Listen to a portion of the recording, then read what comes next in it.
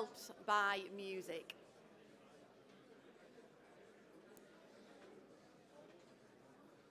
This session that we are having now is entitled Abide, that's our word.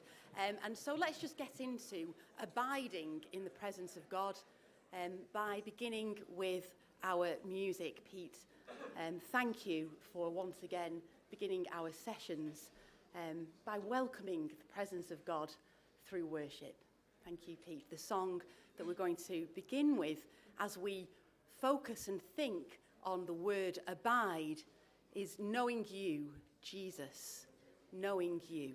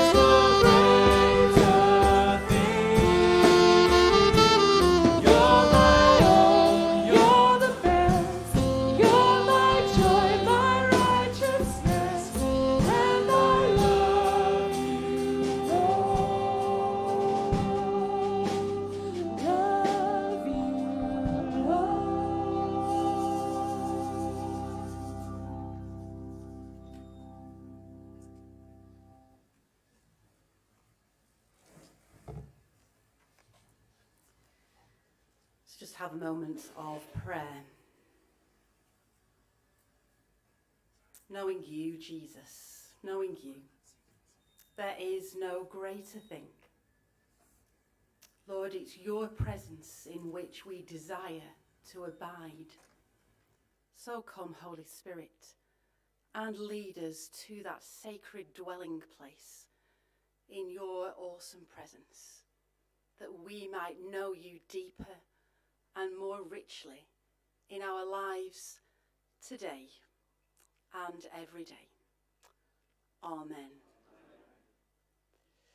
Please do be seated.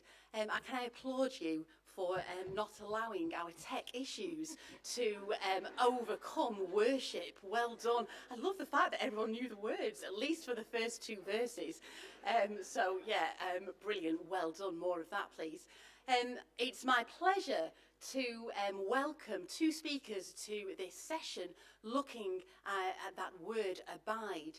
And our first speaker this morning is Debbie Lua, and she is the lecturer in art history at Glasgow University. Senior lecturer. So, do you know, can I thank you? It does make a difference. Thank you for bigging yourself up. It's absolutely right that you take the full accolade that you've worked for. So absolutely, senior lecturer. And we were talking that you're also now, I've claimed you as our art historian in residence for this time here, which fits really well, I think, with that word abide. So Debbie, welcome, abide with us.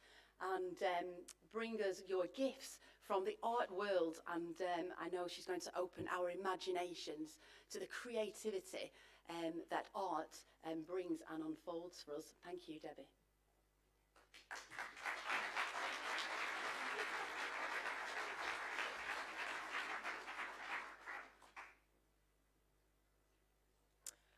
Thank you very much, Liz, for that lovely welcome.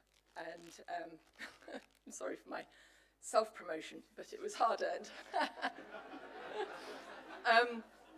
So it's an absolute delight to be here with you. I've come all the way from Glasgow. It's been worth the journey so far, because so far I've experienced an extraordinarily rich and dynamic conference, and I'm looking forward to plenty more to come. Could I just ask that we have the lights down a little bit so that we can see the screens really well, because I'm going to just take these first 15 minutes of our session this morning, just briefly, to look with you at a very small selection of some works of visual art. And I'm going to do this as a way of taking us into thinking this morning about this extraordinary and rich word, abide. I'm very grateful for the invitation to be able to do this with you. And in thinking about the word abide, I found myself reflecting on my own practice as an art historian. This is something I've devoted my entire adult life to, and indeed some of my youth as well. And I thought about ways in which it might be possible to abide with works of art, rather than merely looking at them. And so that's just a thought perhaps to hold in your minds as I show you a few works of art. I started by thinking about abiding as involving a relationship in both space and time. So thinking about proximity and also thinking about duration. There is something sustained about abiding. A sustained kind of relationship is implied, and I think something intimate as well. And this is why it prompted me to choose to explore with you a little bit this morning this work by a remarkable painter of the Spanish 17th century, Francisco de Zurbarán, who is associated with the Counter-Reformation Baroque. He was a devout artist who painted many works in a very rich professional relationship with the Dominicans, and this particular painting is thought to have begun its life in a monastic setting, with the Carthusians. And that's important because it tells us that this is a painting actually that is designed for contemplation, for quiet consideration, for abiding with it. So what do we see? You can see, I'm showing you the title of it, The Holy House of Nazareth. Now you will know, of course, that this is an imagined scene. It doesn't come from scripture. It is an example of the artist imaginatively entering in to a domestic scene, a mother pausing in the act of some mending. She's wearing a thimble on her finger. She has white cloth draped on a kind of cushion in her lap. She has stopped her work and she seems to be looking off into the distance and thinking of something. There's another figure in the room, a young boy with golden locks of hair on the cusp of adulthood. He too is doing something. If we look closely, we can see that he holds on his lap a crown of thorns. He's weaving them together. And as he does so, in this moment, the moment that the painter encapsulates for us, he has pricked his finger. He pauses and considers this tiny wound. Now, there is something really extraordinary going on in this painting around time. I mentioned time at the start and thinking about temporal relations. That is indicated by the space occupied by the boy. He is bathed in a shaft of light, and there are little little angels, cherubs, in that light, indicating that this is God's light. And I would suggest that this is God's time. I want to try to suggest to you that there are two orders of time in this painting. If you like, ordinary time and holy time. Or, if you like something slightly more technical and a bit more Greek, chronos and kairos. So a kairotic moment here. And that, you can see the relationship of these two figures here. And if you think about this scene in terms of different temporal registers, I think it starts to become richer and richer. There's something very ordinary and domestic going on here, but there is also something prophetic. A phrase that's been used by the great art critic John Berger, one of my favourite writers on art. He loves this painting as well and discusses it and talks about pierced time, which I think is a beautiful way of thinking about it. And look at the face of Mary, the mother. Look at the tears sliding slowly down her face. Very quietly in this moment, she sees something. She realizes something. She achieves a new insight in this ordinary scene. And as we become aware of what she is realizing, a small wound that foretells a greater wounding, the painting itself becomes richer. We can look at what is around Mary, what is on her lap. It's not only mending, she has a thimble on her finger, so there's a really nice echo between the little wound in the child's finger and the thimble that protects Mary from wounding her own finger. It's not only mending that she's doing, it is suggestive of cloths, isn't it, of grave clothes. It's in her lap. Think of where we see grave clothes laying across the lap of Mary, the Pietà image. There are lilies by her. Those white lilies in the history of art are almost always present in representations of the Annunciation, standing for Mary's purity. There are white doves at her feet, two white turtle doves, which evoke a memory of the account in Luke of Mary's purification after giving birth to her son. So it becomes richer and richer as we go on. Now this is a work, I think, that is about a mother's discomfiture at seeing into the future. It involves peace and quiet at one level, but it also involves fear. And I want to take us now, remaining with this idea of abiding, into a space of fear and of trouble and of being afraid.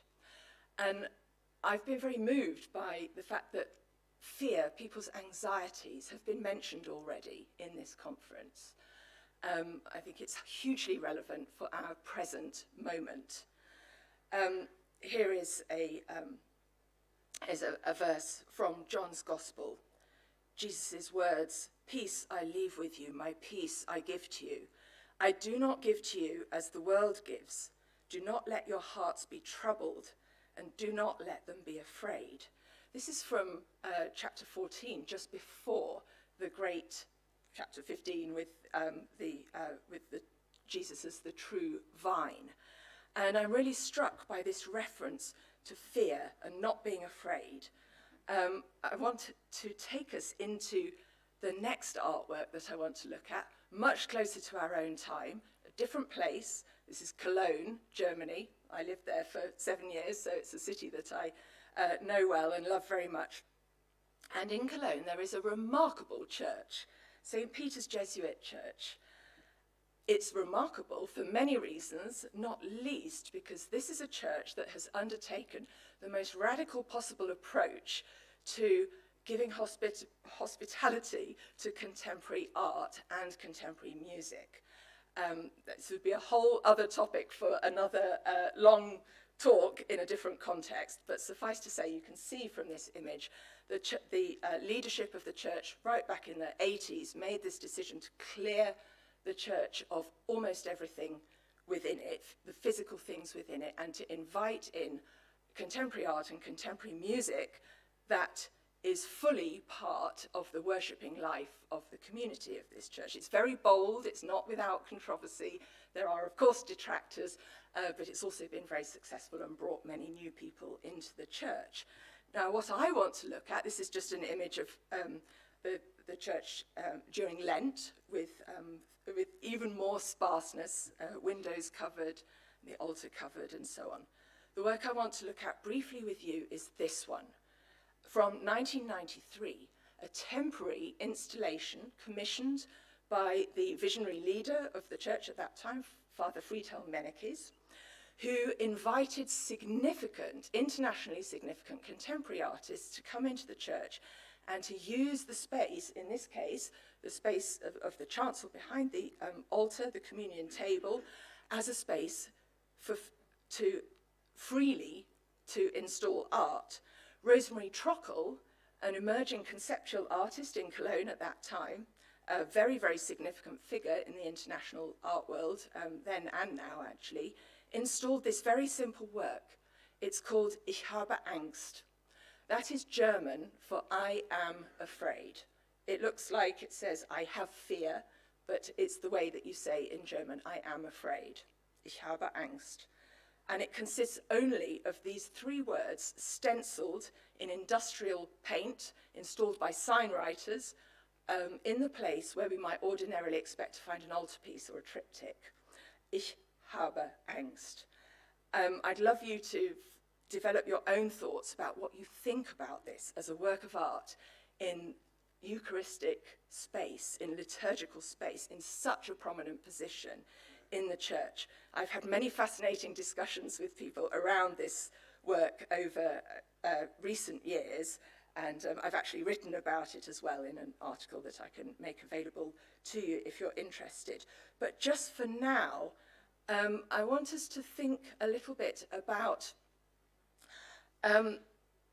Christ's suffering in solidarity with all who suffer, and an intervention into the place of communion that makes possible the admission of something that can be very difficult to admit in a worshipping context: fear, anxiety.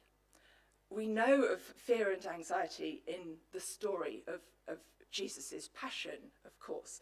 There's something eminently appropriate about bringing these words into this space. there's also, of course, a tension between the individual words of a single speaker and the communal experience of gathering around the table and sharing bread and wine.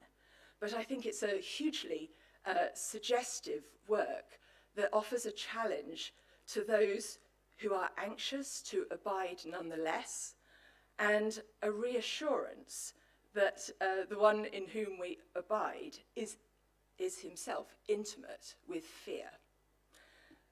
And I'm going to end, I'm keeping an eye on the clock and the minutes ticking away. I'm going to end closer to my home, in a little village down the road from Glasgow called Edinburgh. And, sorry, can't resist. And a work that I like very much there. It faces the Scottish National Gallery of Modern Art, and this is it. It's a scaffolding with circus-like lights, like you'd see at a fairground, emblazoned with the edict, "There will be no miracles here." It's by the Scottish artist Nathan Coley, and it's permanently there, or certainly has been there for a long time. Every time I've been to the gallery, the lights have been on, blazing away, pointing at the gallery. There's another view of it. It did make me wonder about the gallery, the art gallery, as a space for the miraculous. I once sent round a questionnaire to a group of churchgoers, and one of my questions to them was, is there anything that you do not like or find difficult about art or art museums? And one person wrote, old dark pictures, pictures of nativity with halos and fat white baby Jesus. I do think they have a point, perhaps. I like this forthright way of expressing it. But in any case, this work stands there in front of the gallery, and the artist has given his own explanation for it. He explains, there is a famous case of an entire village in Haute-Savoie called Modseine, which had regularly been the site of miracles and magical practices. In the 17th century, a large notice was put up saying, "There will be no miracles here by order of the king," just to show that modern legal space considers itself actually superior even to the idea of God having any spaces. It's a very clever and thought-provoking work, and you can dwell on that a little bit in your own hearts at your leisure. But I wanted to end this, really. I'm remaining with this idea of abiding by just pointing something out to you. And that is, when you look at this work, or when I look at it, I always see something else. I've put a little circle around it. I hope you can see. I still have no idea whether this is a coincidence or what kind of coincidence it might be. But when you look at Nathan Coley's work and this absurd declaration, "There will be no miracles here," you also look at something small behind a hedge. It's another work of art. And it is actually this, from the years immediately after that terrible catastrophe of the First World War, an image of hope, a child being held aloft by his mother, sculpture known as the Virgin of Alsace, and it stands there quietly, unobtrusively, as a small, silent presence.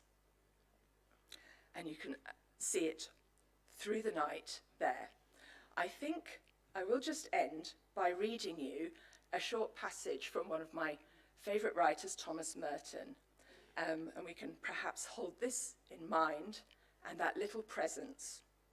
He writes, "We live in the time of no room, which is the time of the end, the time when everyone is obsessed with lack of time, lack of space, with saving time, conquering space, projecting into time and space the anguish produced within them by the technological furies of size, volume, quantity, speed, number, price, power, and acceleration. Into this world, this demented inn, in which there is absolutely no room for him at all, Christ has come uninvited." Thank you.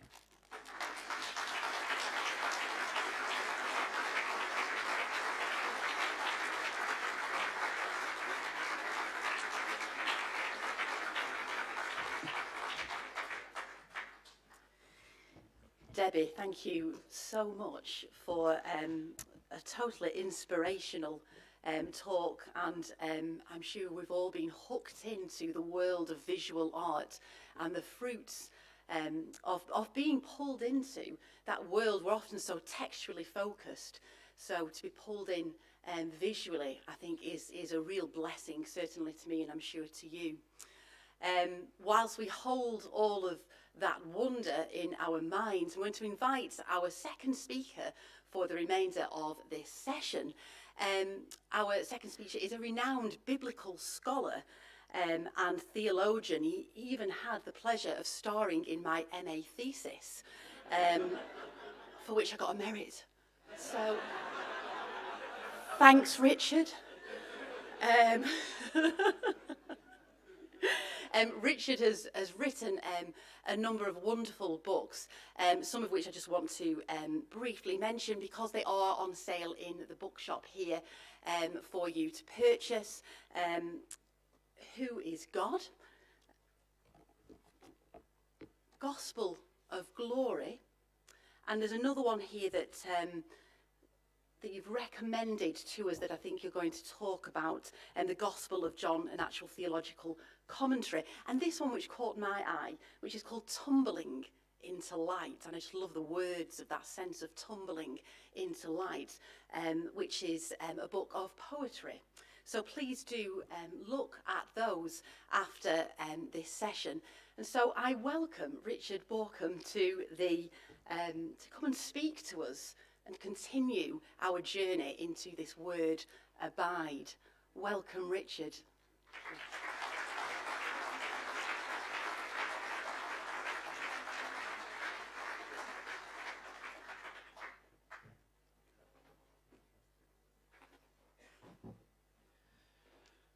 Thank you very much for your welcome. I've been to quite a number of diocesan conferences over the years, and I always enjoy them. I have a very strong sense of this one so far. I'd say it's a very vibrant conference. It seems to be a bit like you've all just been at the wedding in Cana, and you've seen one miracle and you're expecting a number of others. This will not be one of them, I should say. Just a word about the PowerPoint. Hopefully you've all had an email which actually has the same content as the PowerPoints.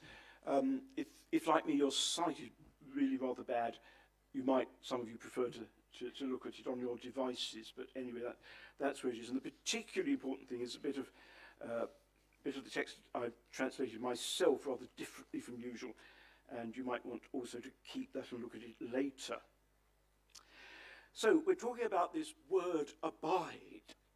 It's the Greek word meno. I'll say a bit more about that in a moment. It struck me you don't actually hear the word abide very much in contemporary English, though it does survive here and there. You can still refer to an abiding impression, though a lasting impression is probably more common. You can say, I can't abide such and such, though I can't stand such and such, I think is more common. It rather feels like a word that's becoming old-fashioned, if not archaic yet. No doubt that is why it's not much used in our modern translations of the New Testament. It was much more common in the time of the King James Version. We all remember, I'm sure, shepherds abiding in the field, which is the King James Version. The modern versions have living in the field, or even living out in the fields. I think that's the NIV. And then there's a well-known, well-loved hymn, Abide with Me, fast falls the eventide. And that's actually based on the King James Version of Luke 24:29, which is at the end of the story of the two disciples who walk with Jesus, not knowing it's Jesus, to Emmaus. And when they get to their lodging, they ask him to stay with them In the King James Version, they say, abide with us. But all the modern English versions have stay with us, which is a more natural expression in contemporary English. But it's hard to imagine a version of that hymn using it. It lacks the weight and resonance of abide with me. Actually, the disciples in that passage are only suggesting that Jesus stay the night. And in the days of the King James Version, abide was quite appropriate in that context. But if we use abide at all today, I think it tends to suggest something rather more lasting than a temporary stay. Well, I haven't checked very carefully, but some of the modern versions, such as the New International Version, I think have dropped using the word abide altogether. But the NRSV, the version I habitually use as an English translation, the New Revised Standard Version,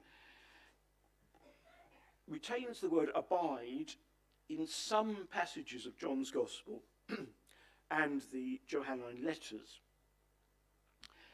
It uses abide to translate the Greek word meno, and I think I'm probably right in saying that that's the only Greek verb that any of the translations use abide for. But mostly the modern translations translate meno differently. So let's focus on this Greek word for a little bit and its possible meaning. So have the next slide. The frequency of this verb in the New Testament is, I think, quite interesting. It's a quite ordinary word, really. And its frequency, well, look at the figures. Matthew 3, Mark 2, Luke 7, John 40, Acts 13, all of Paul's letters 17, Hebrews 6, 1 Peter 2, the Johannine letters 1 to 2 John 27. And that's only 5 chapters, remember. And then Revelation has 1. That's bad news, by the way, for people who would like Revelation to be written by the same author as the Gospel and the letters. But we're not concerned with that. But those the Johannine writings, the Gospel and the letters of John, put those together, you've got almost half the total occurrences of this word in the New Testament,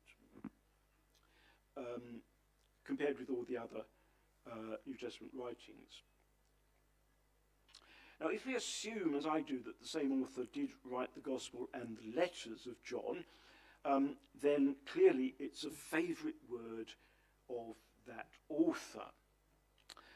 If we think they were written by different authors, then it was a favourite word of the Gospel writer, and the author of the epistles took it over as a preference. However, before I go any further, I do need to issue a warning. It's a kind of warning about how language and words work. And some people who get very interested in actually, looking at the words, do word studies, and look at the Greek word and so on in New Testament books, sometimes fall into a certain trap. Just because a writer is fond of a particular word, it doesn't follow that they always use it in the same sense, if it's a word that has a range of meanings. I just thought of an odd, plucked out of the air really, an English example. Take the word wonder. Now, I could use the word wonder when I'm talking about the wonder of God's creation. And actually, I do use it quite a lot in my poems, I think, and it was a very significant word. You wonder at wondrous things. It's a word that is helpful to bring into our worship and our attitude to God. But then I might also say, I wonder what's on television this evening. And it's a totally different use, very insignificant use. And if I use those two, use the word wonder in those two ways in the same text you were reading, it would be quite wrong to look at the significant word wonder, where it is significant, and import it. You know, I must have that also in mind when I say, I wonder what's on television tonight. That's just a words mean what they mean in context. And a word with a range of meanings means what it means in different contexts in the same author. So that's just a warning about people who get so carried away with this Greek word meno that appears so many times in John's Gospel, and they try to say that all these connections, all these words, sometimes all these occurrences are somehow all connected. They're not necessarily. Now, the modern translations, the King James Version has abide, I think, for most of the use of the word. The modern translations allow us to see that this sort of range of meaning is the case. For example, the translation of John's Gospel in the NRSV employs no less than 10 different English words to translate meno on different occasions in different contexts.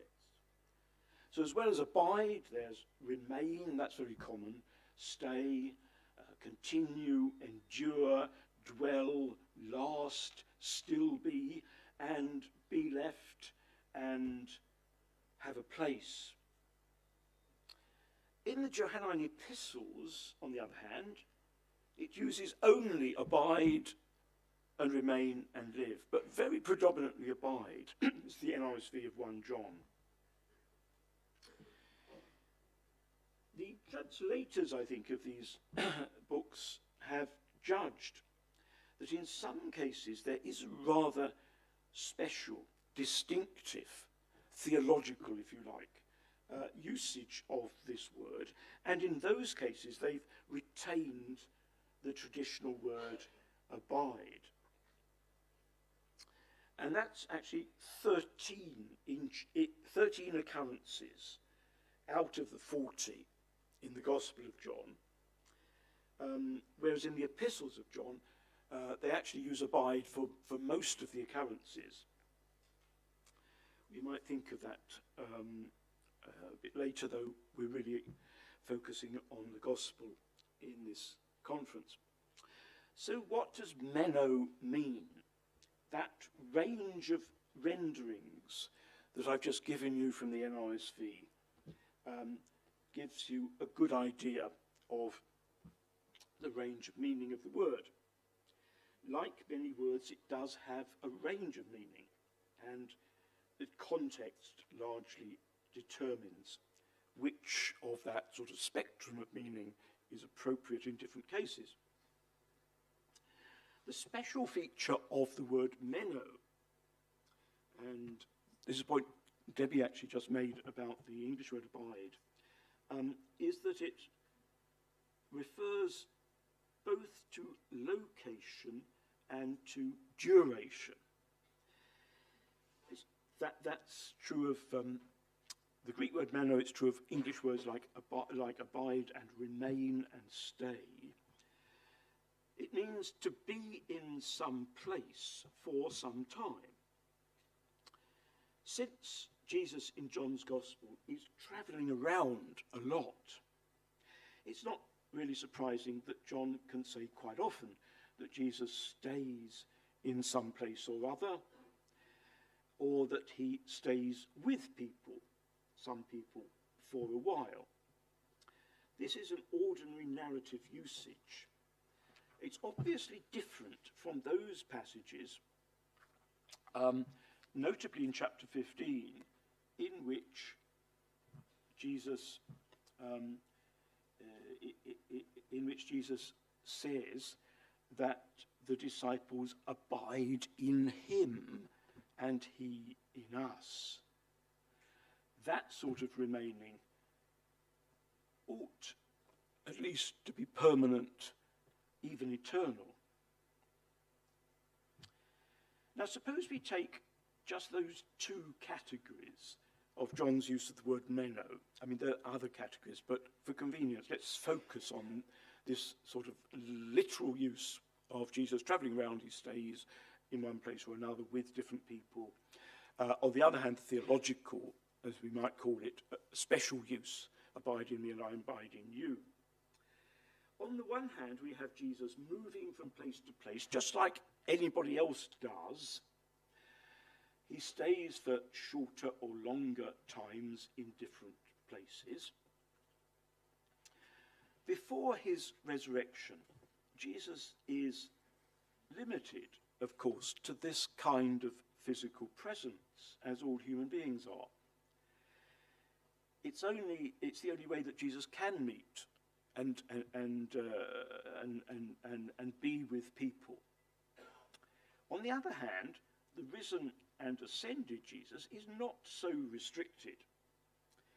He and his disciples can be together in a way that has no physical or temporal limitations. And Jesus, in John, uses the same word, meno, in both cases. I think he may be doing so, not to suggest that they refer to the same sort of thing, but actually in the opposite sense, to invite us to notice the contrast between these two usages.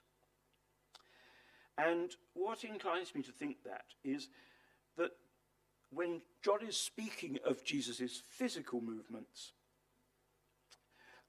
during his itinerant ministry, he seems quite often to stress the transience of his stay in any place. He stays in Capernaum a few days.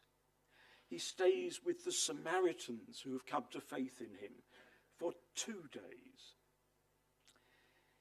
In chapter 1, the first 2 disciples of Jesus spend less than a day with him, getting to know him.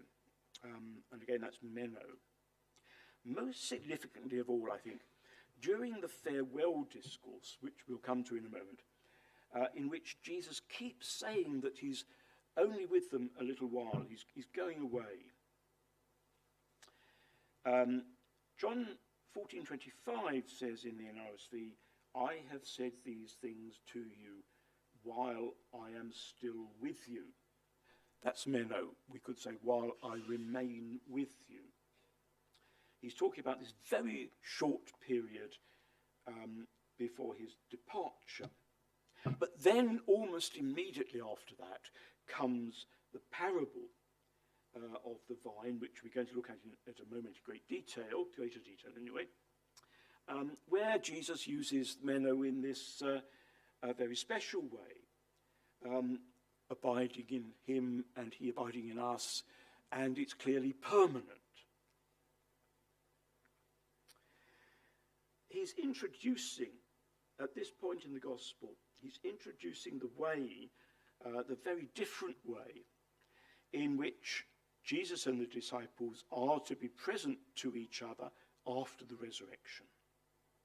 It's the same word meno, but I think by using the same word meno in the 2 cases, John intends to make us think about the contrast between one sort of remaining, which is the ordinary physical staying in a place with people that we all do, and this very special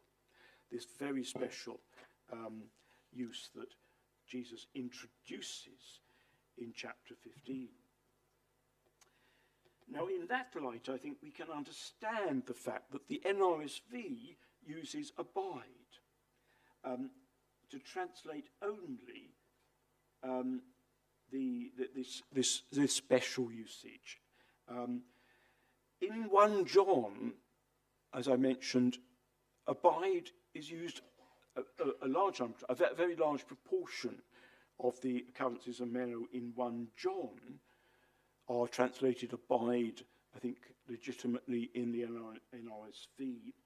And that's, of course, because 1 John, a letter to Christians, is not talking about Jesus' physical presence in his earthly life. It's talking about how we relate to Jesus here and now, in the present, and in any place at any time.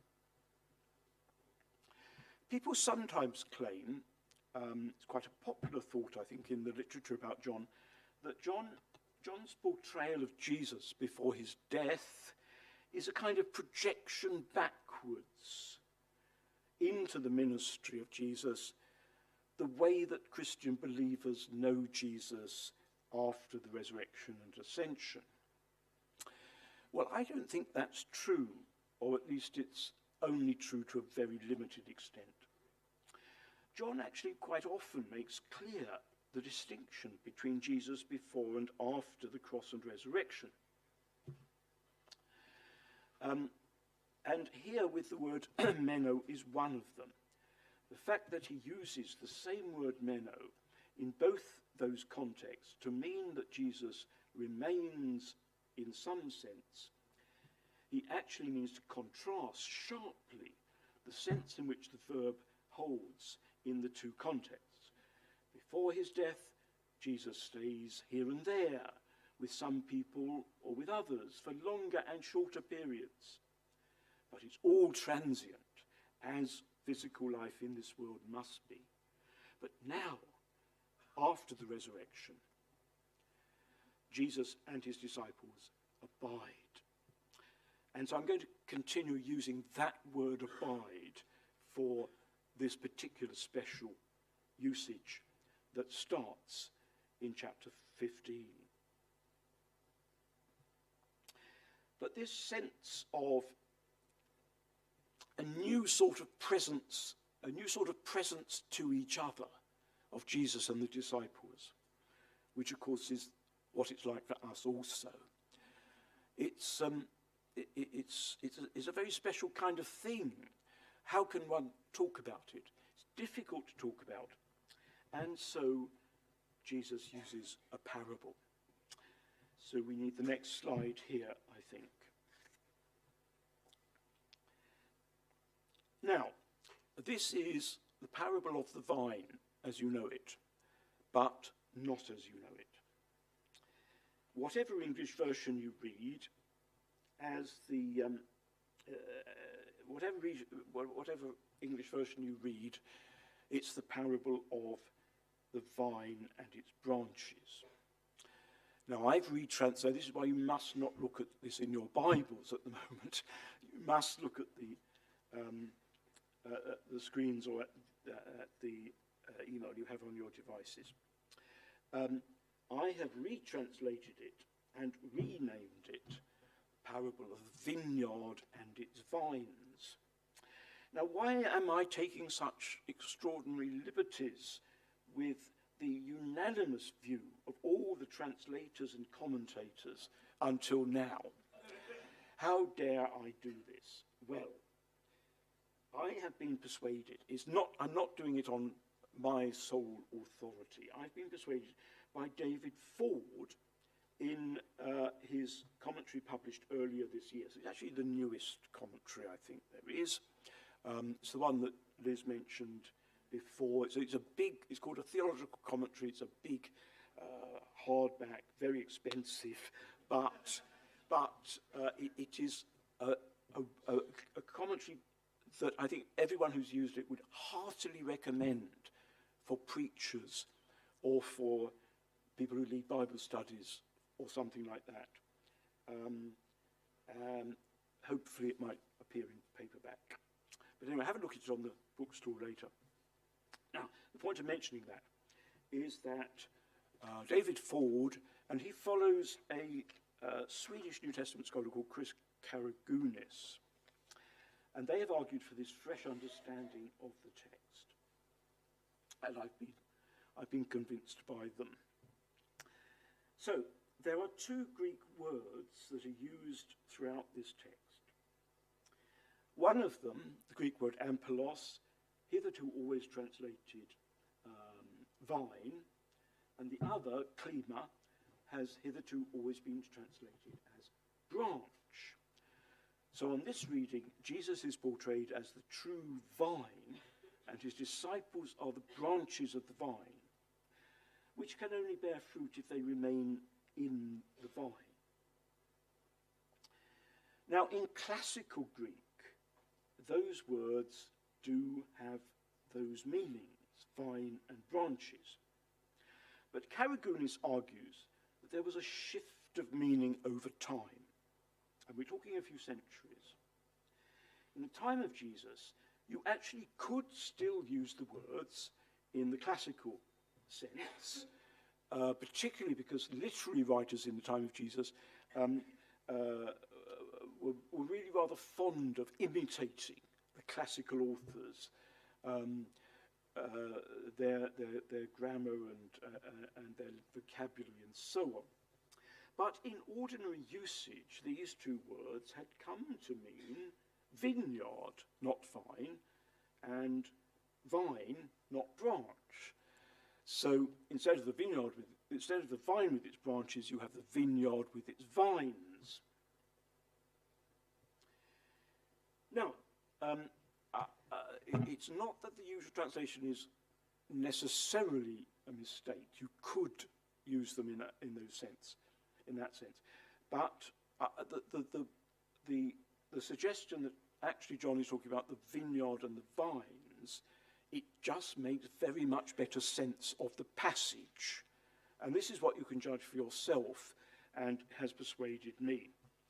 So this version of the beginning of chapter 15, I am the true vineyard, and my Father is the vine grower. He removes every vine in me that does not bear fruit, and every vine that bears fruit he prunes, so that it may bear more fruit.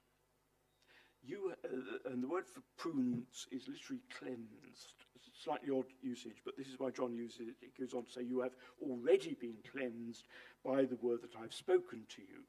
Abide in me, and I will abide in you.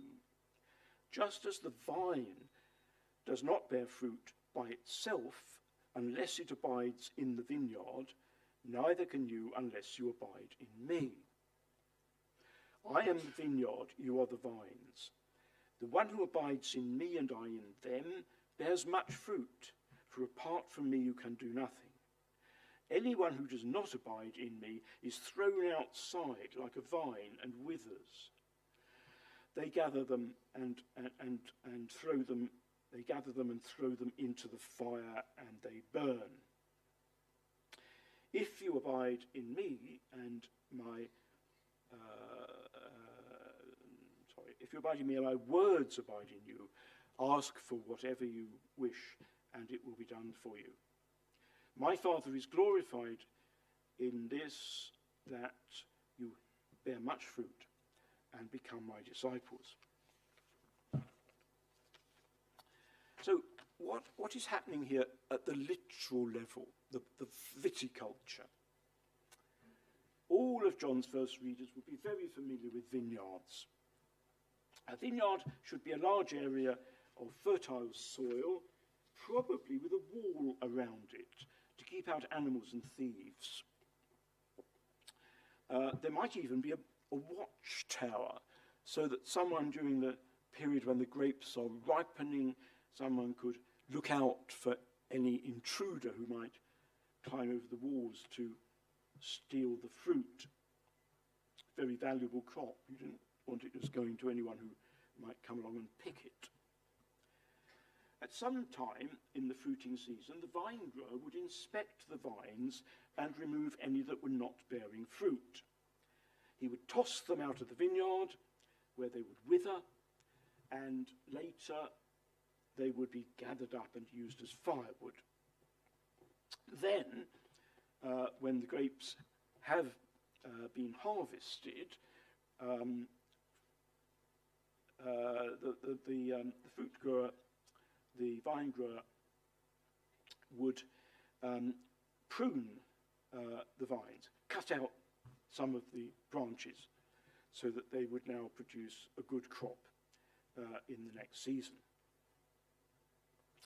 Obviously, the vines can only bear fruit if they remain in the vineyard, where they are rooted in good soil, they're protected, they're tended by the vine grower.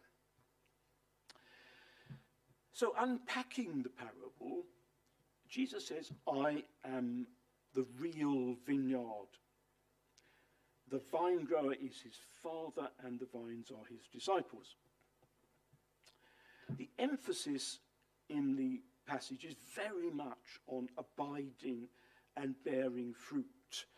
So I put the word abide in bold, so you can see how often it comes, and bearing fruit is in red.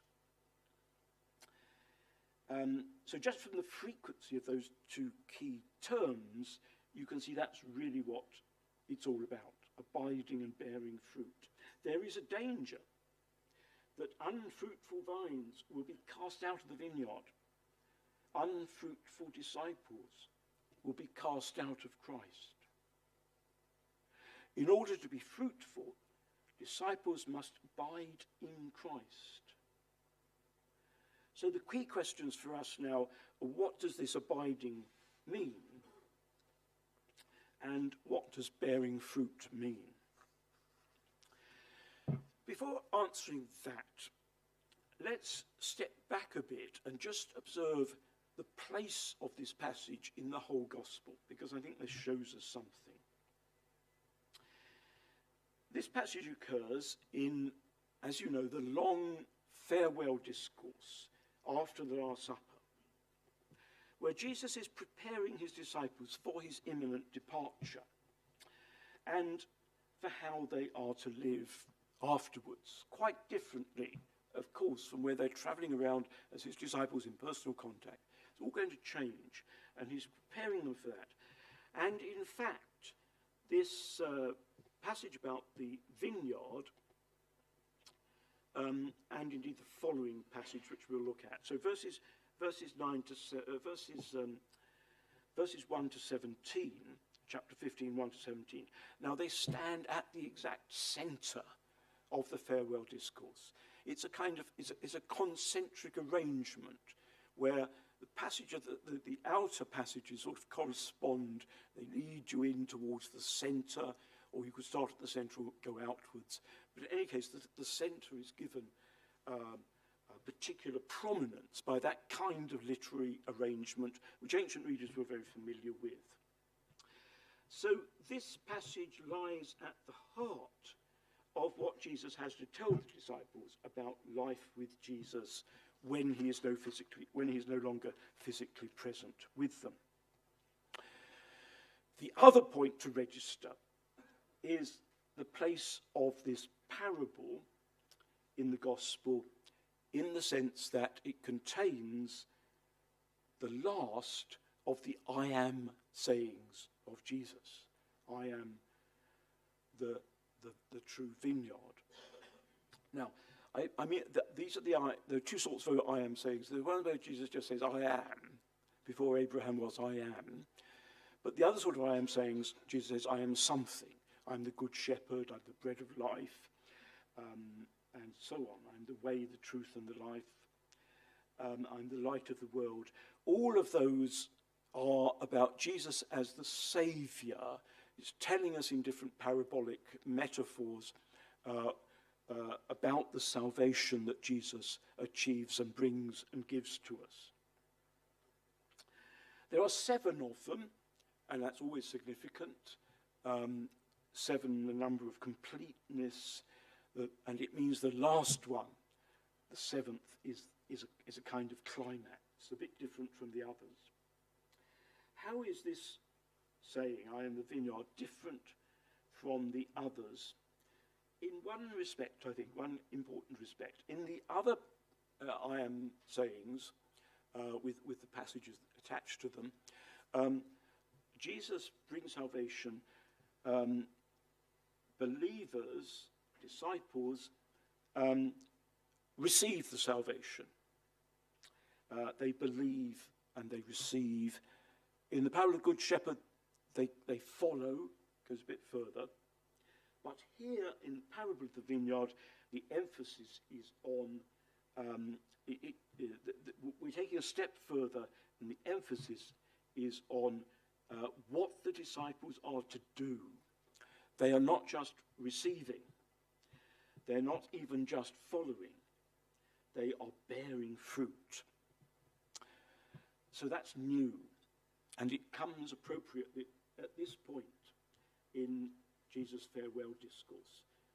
In this new relationship of abiding in Jesus, the disciples absolutely must bear fruit. This is why it occurs at this point. As he prepares to leave them physically, Jesus is sending out the disciples in the way that the Father sent out him. And they've now got work to do of their own. Third section then, abiding in Jesus. I think we can claim that the word meno now in this passage acquires a strong sense of permanence. The time for Jesus' temporary sojourn on earth is over, and the farewell discourse is in many ways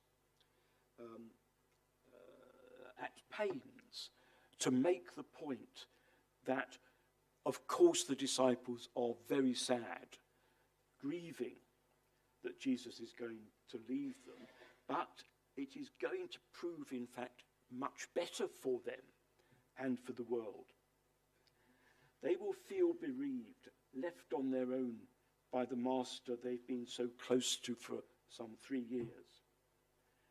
But in fact, a new form of relationship will enable them to be close to Jesus in a way that they have not been able to before. As the discourse goes on into chapter 16, Jesus does talk about the coming of the Spirit, the Paraclete. So that's one way of talking about how the disciples are to continue, how they will, in a way, the substitute for Jesus' personal presence in his ministry. But Jesus himself, this passage in chapter 15 makes it quite clear that Jesus himself remains the focus of their lives. It's in Jesus that they are to abide. Coming of the Paraclete doesn't change that. It changes the way in which Jesus is present. But it's still Jesus who they will now know in a deeper and fuller way. John's Gospel has brought us, readers, to a point where we have seen and heard Jesus, as it were, relying on the testimony of the others, the author and the disciples, whose testimony is conveyed to us in the Gospel.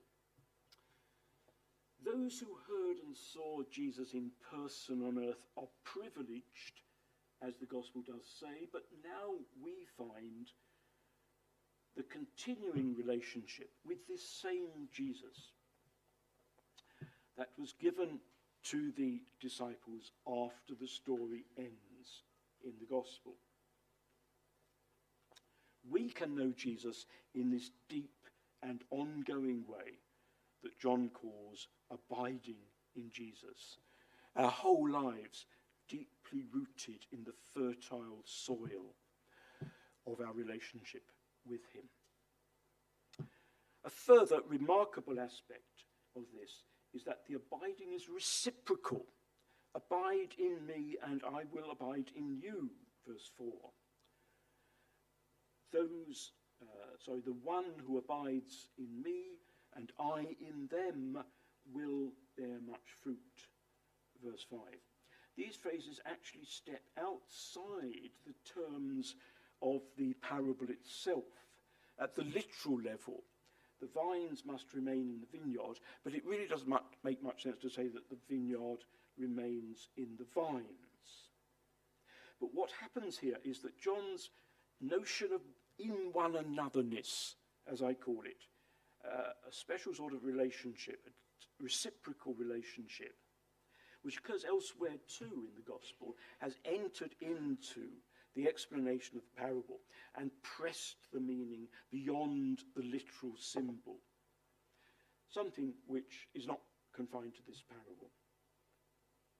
in the gospel, Jesus says, I am in the Father and the Father is in me. It's the unique intimacy of the Son and the Father. And he uses the same language later in his great prayer in chapter 17. He can talk about he and the Father are in each other, if you like, but he and the disciples are also in each other, and even the Father and the disciples are in each other. It's pointing to a unique kind of intimacy of relationship, an intimacy that does not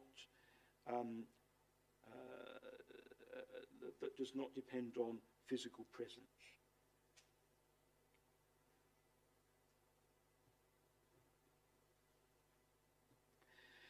So the abiding is mutual. In the Song of Songs, the lover declares, I am my beloved's, and my beloved is mine. That's phrased differently, but it has the same kind of symmetry as abide in me and I will abide in you. Jesus and the disciples belong to each other in an intimacy of relationship that has to be expressed in this reciprocal form. Now, in the parable and its explanation, the emphasis is on the disciples abiding in Jesus, meaning as the vine abides, remains in the vineyard. And it stresses the total dependence of the disciples on Jesus. Just as the vine cannot bear fruit by itself, Jesus says, unless it abides in the vineyard, neither can you bear fruit unless you abide in me. For apart from me, you can do nothing. So the relationship is reciprocal, but also, we might say, in a sense, lopsided. Jesus is not dependent on the disciples in the way that they are dependent on him. Actually, he suggests that they are dependent on him the way he is dependent on the Father. So there is a symmetry in the relationship, which is very important, obviously, because it breaks through the imagery of the parable and comes out and hits us as something that is not what is expressed in the image of the vineyard and the vines, but which Jesus wants to say. It's reciprocal because it's a relationship of intimate love between persons. And it is a relationship between persons. It's Jesus, the person we have got to know in the gospel story, the person who loves us. But at the same time, it's not a sort of chummy, equal relationship. The disciples are utterly dependent on Jesus.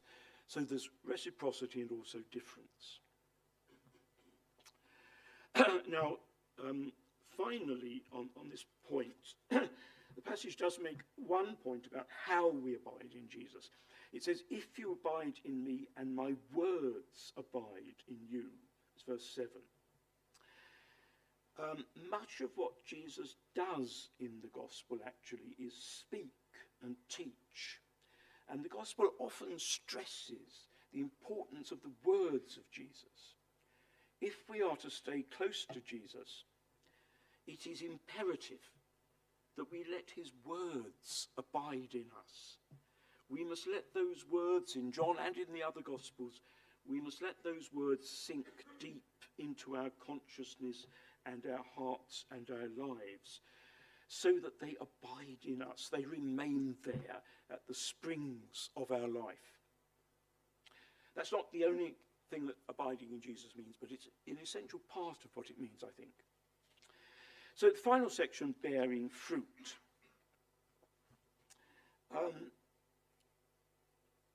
Those who don't bear fruit are deprived of this relationship with Jesus. This is serious. But what does it mean? What sort of fruit? To find this out, I think we need to move on to the next section of text. And this is the next slide, please. The last of the slides.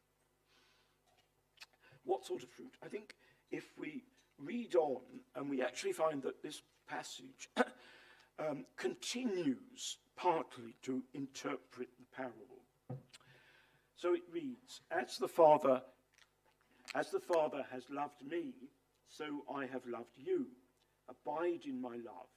If you keep my commandments, you will abide in love, just as I have kept my Father's commandments and abide in his love.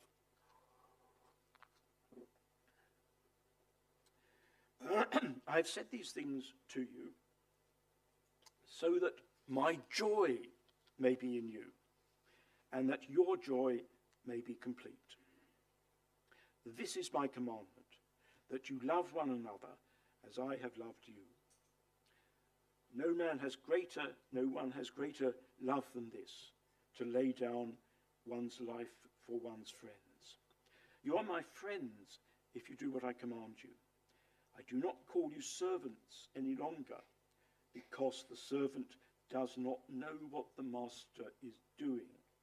But I have called you friends, because I have made known to you everything that I have heard from my Father. You did not choose me, but I chose you, and I appointed you to go and bear fruit that will last. And actually that's the verb meno, fruit that will remain, so that the Father will give you whatever you ask in my name. So I am giving you these commands so that you may love one another.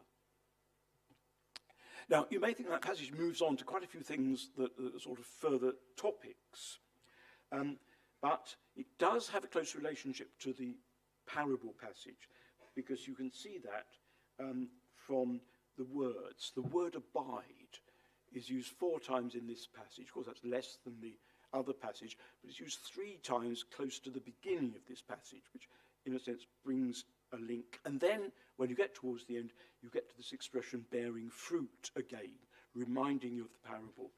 So in a way, I think this section does help us to understand what it means to bear fruit. The word that actually does dominate this passage good many more times than abide is love. The word love occurs, the noun and the verb together occurs 9 times in this passage. So that is very easily seen as the main emphasis of this passage. So in verses 9 to 10, the beginning of this section, Jesus introduces a new way of talking about abiding. Abide in my love. He says that twice. Abide in my love. And Jesus then uses that phrase also of his relationship with the Father. He abides in the Father's love. And Jesus goes on to talk about his new commandment, to love one another.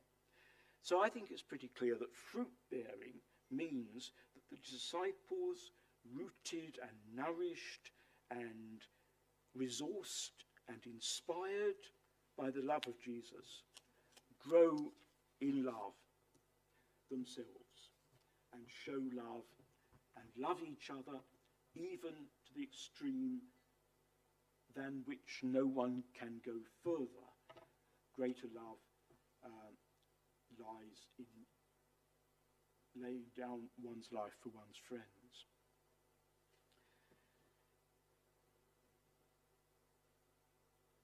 So there's a transition here from the imagery of the vineyard and the vines to the love commandment and the talk about love. And this is almost my last point, but that transition is also notable as a transition from the individual to the community. The parable focuses on the relationship of each vine to the vineyard, each individual disciple to Jesus. The vines all grow in the same vineyard, but they don't really have any other relationship with each other. Jesus speaks of the one that must bear fruit, the one in whom Jesus abides.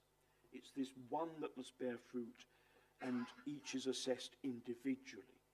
Now, this is actually not untypical of John's Gospel, which has a notable strain of what we might call individualism, but that's a loaded word and is better not used. But John's Gospel does stress the need for the individual to come to believe in Jesus and to follow Jesus, and to follow Jesus as a disciple. People often fail to notice this, actually. People write whole books about John's Gospel and they fail to notice this stress on the individual. And I think it must be because in our context we've got very concerned about individualism as something we must try to avoid. And therefore I think people sort of don't want to see it. Because I don't mean they deliberately avoid it, but their minds are not attuned to finding it in a gospel text. But if John's Gospel is our guide, we shouldn't push that fear of individualism. We shouldn't push it so far as to overlook the indispensable need for each believer to relate to Jesus personally and individually. Now, where the community comes into view is when Jesus moves from that picture of the vineyard to the commandment to love one another. And here the community is bound together in mutual love. Fruit-bearing turns out to be what each does for others in the community of Christian believers. But Jesus is not talking about some circle of friends who just enjoy being together. He's talking about costly love, foot washing, as he has demonstrated it, and even dying as he is about to demonstrate. That's the sort of community of love that springs from abiding in Jesus and he in us. Thank you.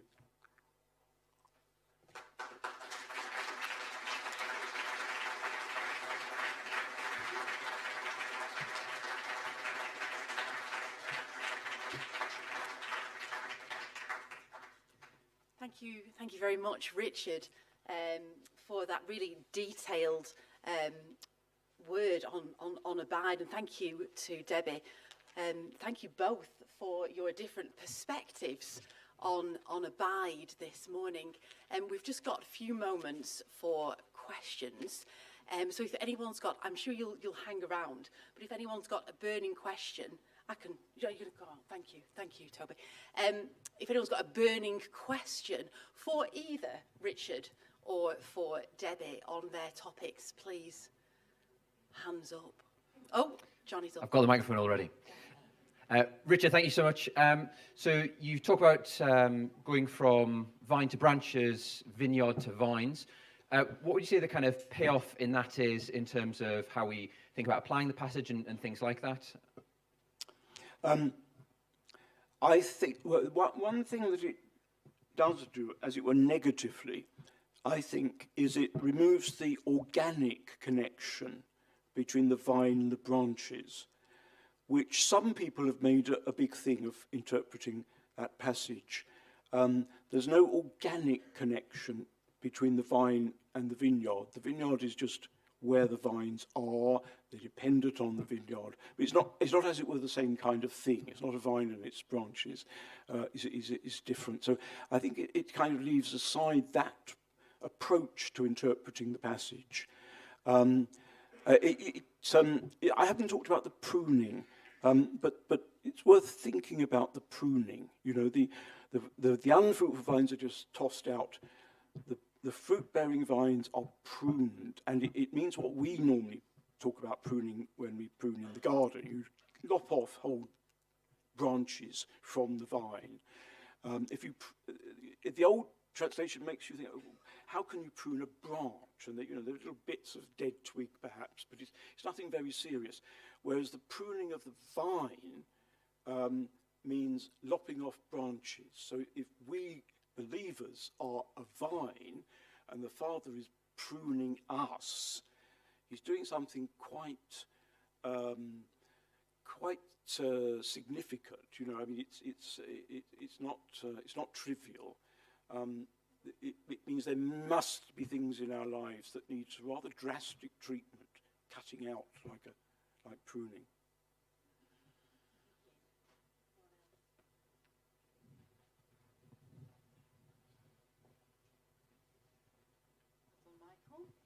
Hi. From what I've understood, abiding has sometimes a duration to it, and then a little bit later on it was quite a permanent aspect to abiding. How do we, as Bible readers and interpreters, tell the difference in individual passages? Is it a case of just looking specifically at how it's used, or is there a guiding principle on when it might be permanent and when it might not be? Well, I think, what I've said actually is in this, where we get this special idea of abiding in Jesus or Jesus abiding in us. That, I think, is permanent. And there are actually a few other cases in John's Gospel where he says something like remain for eternal life, or something like that, tying it quite explicitly to eternity. So I think in those cases it's clear that it's permanent. But none of the ordinary uses when Jesus is travelling around and he stays here and there, he remains. Sometimes it just says he remains, but then it goes on to something else happening. These are clearly temporary because they are about Jesus' physical travels around. So I think it's pretty clear in most cases from the context. But I think there is this big contrast between staying here and there with people and not with people during Jesus' ministry, when he remains only as we do. We can only be in one place at one time and so on, move on from place to place. The contrast between that and what he introduces in chapter 15 as the new way of being with Jesus and he with them, which is abide in me and I in you, and that's I think necessarily permanent. And of course, if you're thrown out, if your branch that doesn't bear fruit, for you it turns out not to be permanent, but is meant to be permanent. And if you bear fruit, it goes on being permanent and on into eternity, I think. We've got time just for one last quick question there. Thank you. Thank you. Could you say more about the regular spiritual experience in relationship to the withering of the vine? And are there any metaphors there to do with the final judgment about the burning and the throwing out? Yeah, that's a difficult one, isn't it? I think, it's the use of fire and burning does sort of conjure up that imagery in an eschatological use. Jesus, of course, doesn't sort of explicitly interpret that bit of the imagery, so we're kind of pressing the parable in that direction. I think the withering, however, is something we could well think about. What is it like to have been a Christian believer and to throw that aside? And I think there's a kind of richness to life in Christ that, compared with life when you've left that behind, life withers, I think. I think you can sometimes see that in people. John's Gospel is so keen all the time to remind us that the life Jesus gives us is abundant, it's rich, there's so much to it. It's a stupendous way to live. And compared with that, other sorts of living are thin, if you like, withering.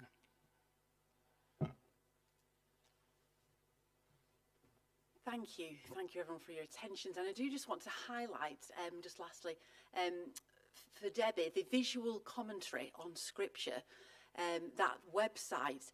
I found this before I found Debbie, and it really has helped me at times when wordiness has been too much and I've needed something more visual to engage me. So I do just highlight that again because you contribute, don't you, to the visual commentary on Scripture. I found that to be a wonderful resource. And then the other book, David Ford, his commentary on the Gospel of John is available in the bookshop, retailed at $39.99. You can consider yourselves whether it's expensive or not for the worth of that commentary. Do have a look at the other books that Richard has in the bookstore. Thank you once again for the richness of that session that you've brought to us. I hope that we continue to abide in all of that richness throughout lunchtime, which will be served in exactly 15 minutes. You've got a leg stretch time and then time to queue up diligently for your food. Thank you.